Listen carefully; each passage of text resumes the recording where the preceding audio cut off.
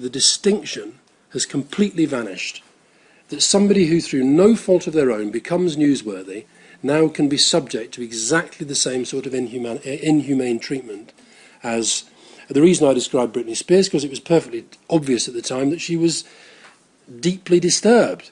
And there were live on television these shots of convoys of cars and motorbikes following her to hospital. And you just think, does nobody sort of stand back and say, you know, should we be doing this? And I don't think they do. I think some people do. In fact, I quote one photographer who resigned from one of the main celebrity agencies. But you had Richard Pepe out here yesterday. There aren't that many who resign over what they consider to be wrong or inhumane activity. The photographer who resigned, you say, admitted that the hounding of Britney Spears had gone beyond anything his conscience would allow. Are you paraphrasing what he said, or was it more or less exactly that? I think I was paraphrasing from something that you wrote at the time. In terms of direct evidence you can give, at the bottom of this page, 21069, you referred to a dinner you attended last year, and you were introduced to the editor of Heat magazine.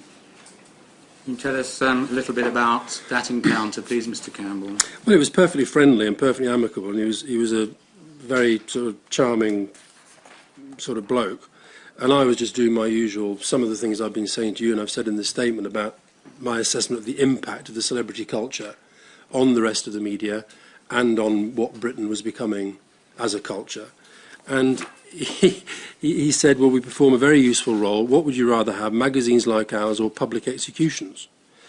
And I think that is kind of the attitude. Well, you know, we allow the people, we allow the public to sort of hate or like these people, celebrities who want to be in the magazines. Some of them do, some of them don't. Again, there's no real distinction between them. But I think that is a kind of fairly...